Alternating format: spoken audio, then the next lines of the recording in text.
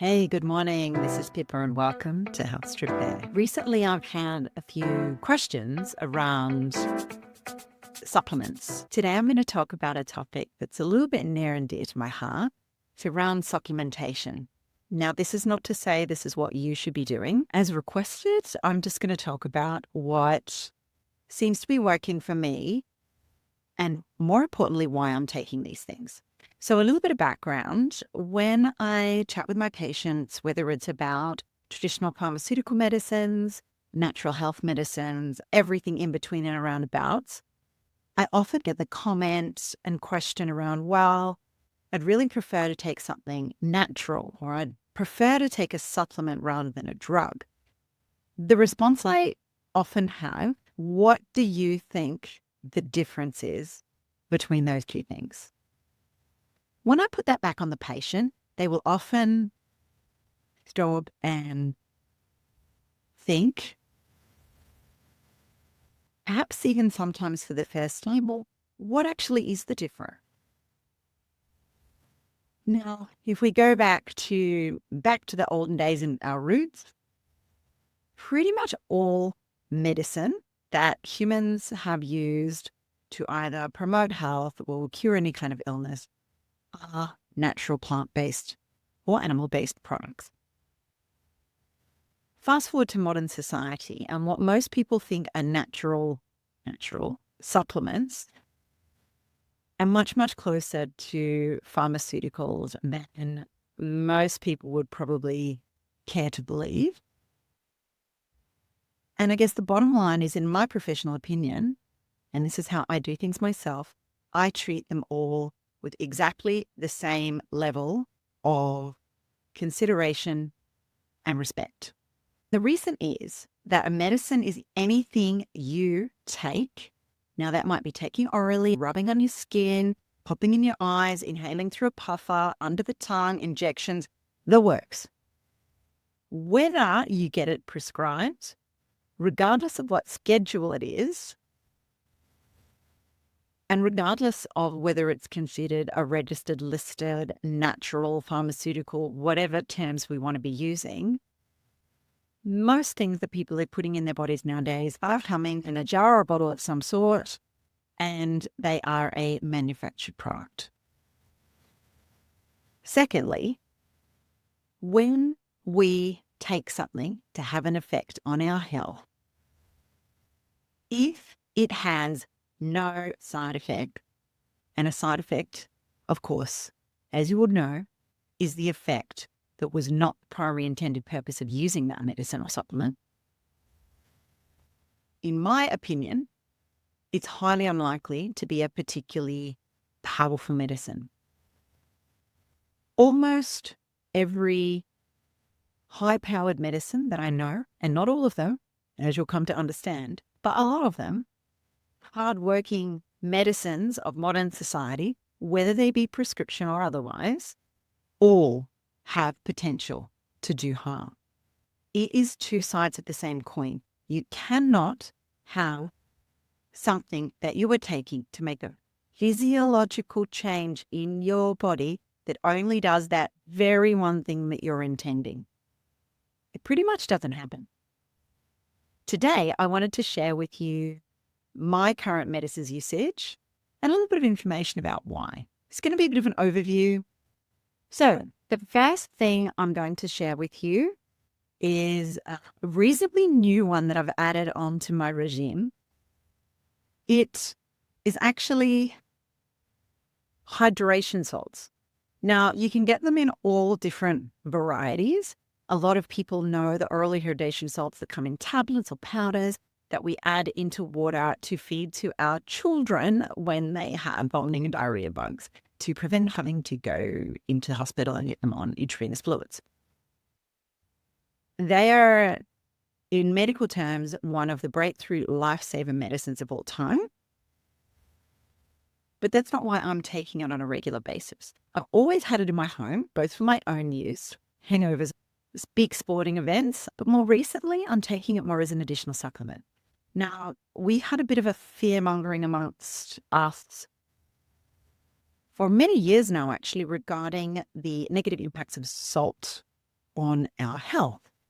Now, whilst having too much salt in your diet, like too much of anything, is not good for you, the source of where you're getting the salts from, i.e. what you're having the salt, is it fish and chips or is it some sashimi dipped in soy sauce? They are not the same thing, people. And as a consequence, even without doing physical huffy puffy exercise, a lot of us will be perspiring on a day-to-day basis pretty regularly. Now, I spend a little bit of time free diving and in the water, so you don't actually notice that you're perspiring when you're in the water. This is where the hydration salts come in. They help to balance and prevent cramping, helping me to reduce the horrific night cramps that I have had on and off over many years. Got something else for that too, so stick with me. And I just generally feel like I've got a bit more of a pep in my step. A lot of people would use things like Gatorade and Powerade for this purpose. Using hydration salts that you just pop a little bit into water. Now, the concentration that you mix them up at when you're using them for this purpose is not as critical as when you're using them to prevent dehydration. When you're using oral rehydration salt to prevent usually your small children or sometimes elderly parents from ending up in the hospital on a drip because of a terrible bout of gastro or something similar, you must mix it as directed because the absorption, the speed of which, the location of which does depend on that. Now, when we're using them just for supplemental purposes to add them back into the system, it really doesn't matter. So what I tend to do is add a little scoopy scoop, a very small amount, into my drink bottle, give it a shake, makes my water slightly more interesting. I drink a lot of water. It gets a bit dull after a while. And I've really noticed the difference in how I feel and a major reduction in the cramping when I go diving in my little veggies and pixies. So that one's pretty reasonable. Now I buy it in a bulk powder form.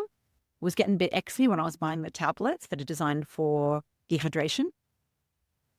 Okay, rehydration salts. Number one. Okay, number two, and I'm going to talk about this in combination because I did mention cramps recently. These little bad boys, I get these compounded. One of my colleagues, you actually have them at the dispensary. It is magnesium glycinate. Now, all magnesium is not created equal. For me, magnesium is important for a lot of the same reasons why I use the rehydration salt. I've been using magnesium a lot longer. I take down about 2 of these capsules, 500 milligrams in each at night. If I'm feeling a bit depleted, I might do 2 in the morning as well, sometimes 1.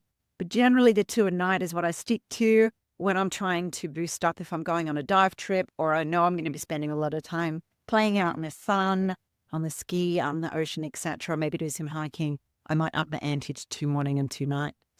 That's 2 grams of magnesium glycinate a day. For those of you who are counting the numbers, your gastrointestinal tract has a great degree of absorption, and it's one of the 2 salts of magnesium that actually crosses the blood-brain barrier. That is the reason why I take it at night. I am hopeful that the evidence around this assisting with relaxation and promoting sleep is actually benefiting in my nighttime routine. Okay, the third one that I take on a pretty regular basis is another sort of food supplement, I guess you'd call. And it's my friend, look, that. So creatine's a really fun and interesting one. I have been using creatine for maybe about a year. And before that, I did use it a little bit on and off. Historically, we were told it was a bit of a gym bro supplement. And we were told to use it after a loading dose to add the creatine into our diet. Starting with like 15, 20 grams for the first week to increase the dose. Now, like the way that we use loading doses in a lot of other areas of medicine, that's gone out of favor. And in exchange, it's not thought to make too much of a difference, and it's actually nicer for your gut if you start just nice and low and slow. Same rules apply to most medicines in most people. If it's not urgent, there's often no urgency to get yourself way up to that starting dose straight off the bat. And if you do, you risk upsetting your tummy. So again, I buy this one in bulk. It's super cheap. I weigh it and I get a measure that's going to be the right weight just to save me time each day. this little tablespoon here, oh, you can see it, is about 5 grams of creatine. You need 3 to 5 grams a day to improve your muscles. Now, does it make you put on weight? Well, yeah, it probably can. But that weight is actually extra water in the muscles. It's not damaging in any way, and it can actually help to improve the health of your muscles. But in all honesty, that's not the main reason why I take it. The main reason why I take it is that there's increasing evidence lowers the aging of the muscles, but more importantly, at a little bit higher doses, so we're talking about 10 grams a day here, maybe up to 15, it can help improve cognitive function.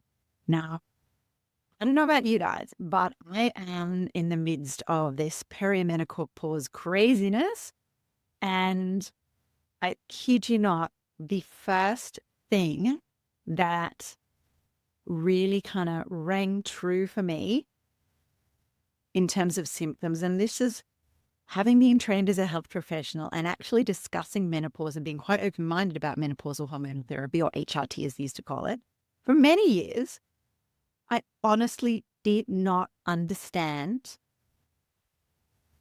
how debilitating the brain fog can be. I actually spent probably a month or two getting quite concerned that maybe I was going to develop a presenile dementia, which unfortunately does run in my family. And frankly, I was quite terrified. Now, as someone that uses her brain to make money and to feed my family, this was a huge issue for me. So I went down a whole heap of rabbit warrens, and that's where I came to using creatine. I use the higher dose. I use about 10 grams a day. And honestly, for your muscle, bone, and cognitive health, as a female particularly, but for everyone, I think it's a great idea. I've actually got my kids taking it now as part of their sports training, but at the lower dose at this point. Very safe. So is there a natural way to get these 3 things that we've talked about already? The salts, so we're talking potassium, sodium, magnesium, and creatine. Yes, absolutely we can. We can add them from our diet. I actually do add intentional salt. I use a Celtic sea salt just because it's delicious, or a truffle salt sometimes if I've got my hands on something that I brought back from somewhere. Yes, it helps. Magnesium is in fruits and vegetables, and we should be doing that. Creatine, the best source of creatine is meat protein. And yes, I do really enjoy eating meat protein, and I recommend that unless you have a strict dietary aversion for whatever ethical or religious reasons, that it's definitely something that you consider. So in short, if you ever get the opportunity to get these things from your diet, I do strongly recommend that you do try doing that. All right, and third one, again, is a vitamin. So this one I'm going to cover up my branding is niacinamide. So niacinamide is also known as vitamin B3. So niacinamide, nicotinamide, all the same thing, just semantics. Different parts of the world, we do call drugs, supplements, and vitamins by different names, and it's okay. That's just how it is. Now, vitamin B3 has become a bit of a buzzword in the cosmetics industry of late. I actually do, in addition to taking an oral supplement, I do use it on my skin as well. It has reasonable evidence if you take enough. Now, is a little bit of B vitamins good for you? Yeah, of course. No problem there. And you're going to be getting it in your food. A lot of people take like a multi-B, which has got a little dribs and drabs of all the different B vitamins and usually other random stuff in there. Personally, I'm not a huge fan of combination products, except when we know that's exactly what combination we are specifically wanting for this person. And the reason is you often end up with doubling up of active ingredients.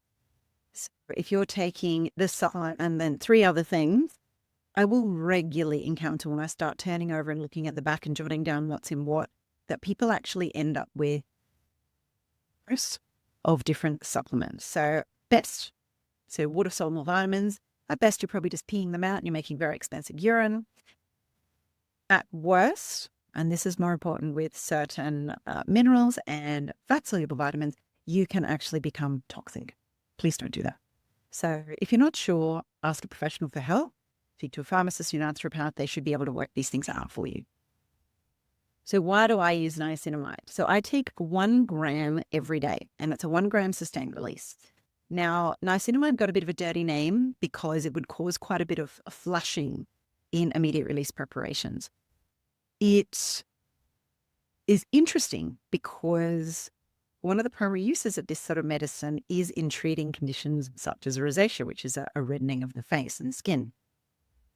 It's also really good for helping with managing the hydration barrier of the skin, anti-aging, hyperpigmentation.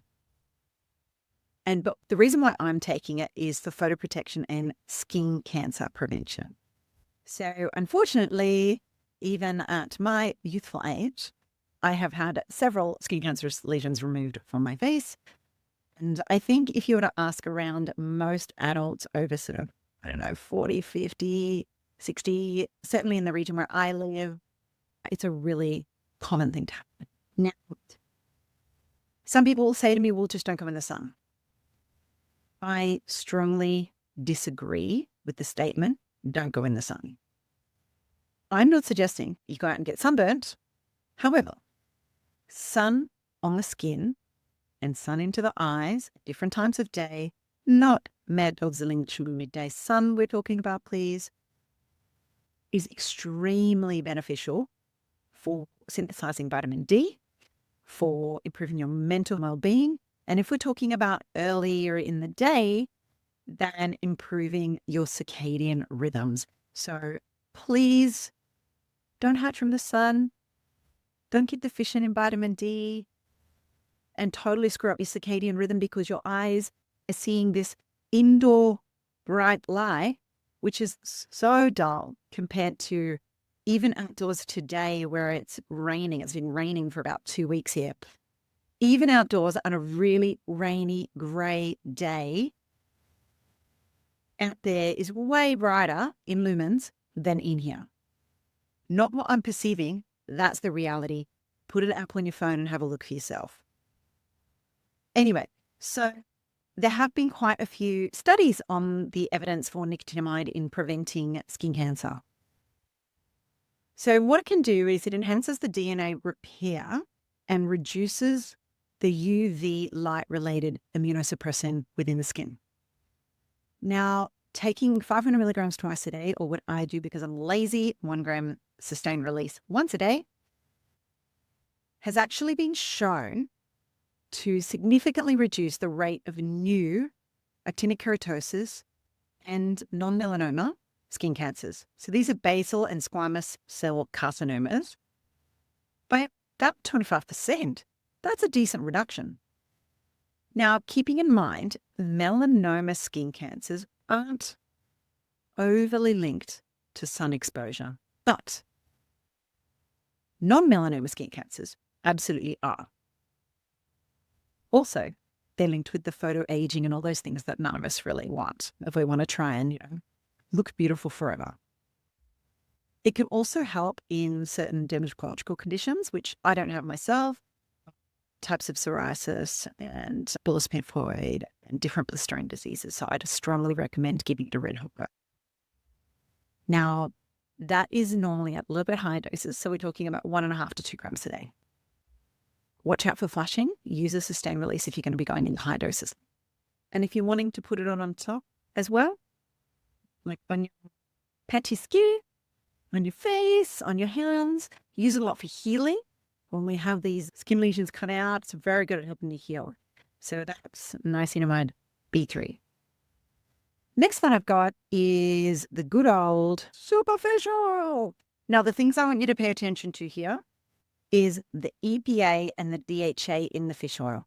I cannot tell you how many times I've been in someone's home for a med review or they've come to speak with me in clinic. Yeah, I'm taking fish oil. How much fish oil are you taking? I don't know. Okay, 1 a day. Something like that is the answer. 1 a day could be anything. It's like saying, oh my God, I don't even know what it's like saying. It's like saying, I ate some grapes. Okay, now some grapes could be 2 grapes, 3 grapes, could be the whole friggin' kilo. Fish oil can be a bit like that too. sadly, there is not really any good quality evidence that just taking a little bit of fish oil for your general health, cardiovascular health, joint health, and so other health-related reason is super beneficial. However, if we are taking decent doses, and in the case of what I'm doing, this is 360 EPA and 240 DHA per capsule. I take 2. So what we're talking about here is the 1,200 milligrams of not fish oil, EPA and DHA. The total amount of fish oil is significantly more than that. If you don't want to do this, that's fine. Eat fish 3 times a week. I wish I ate fish 3 times a week.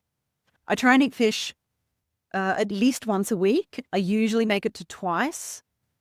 If I was managing to eat fish maybe 4 times a week, I probably wouldn't be taking this supplement. But right now I don't. So this is what I do. And the reason I'm taking that high dose is that's where the evidence is for not only cardiovascular health, particularly in reducing triglycerides, which is a type of cholesterol or blood fat,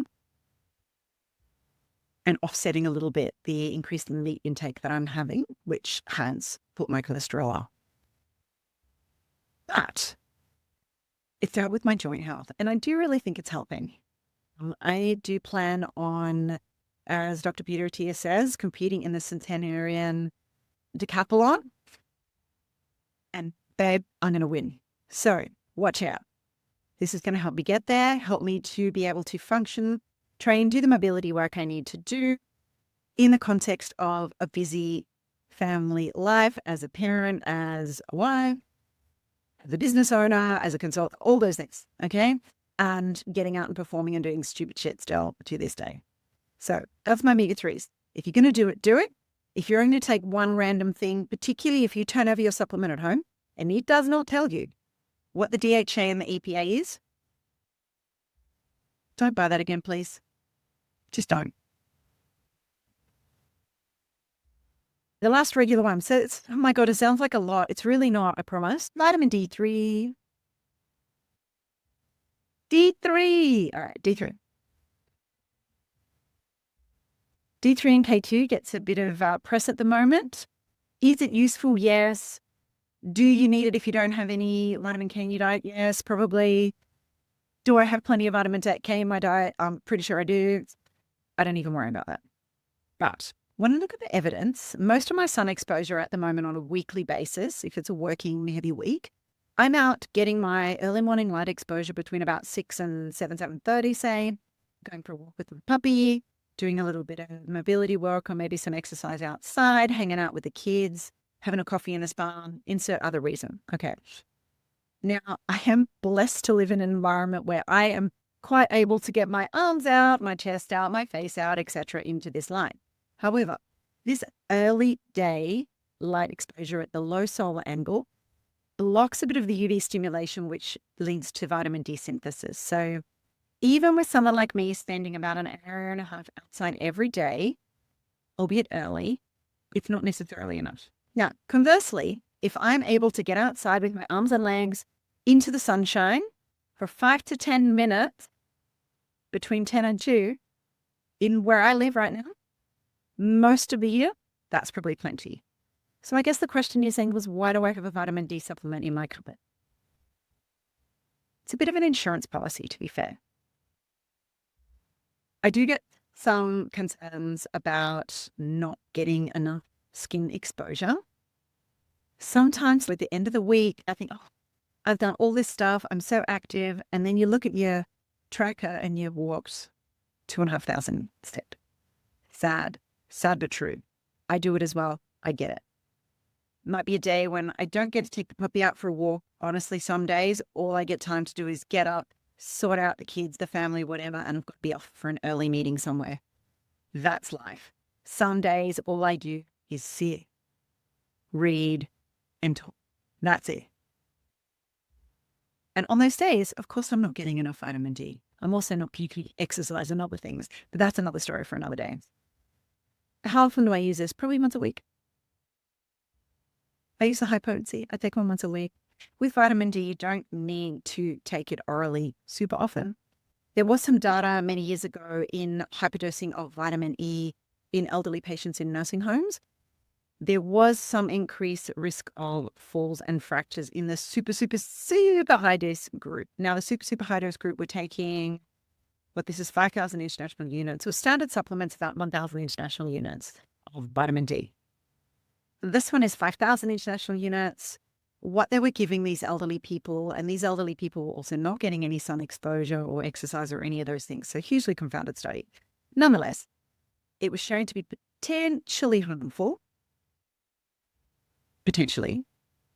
at doses above what you would give for a 6 month in a single dose. Now, they were also giving that as an injection.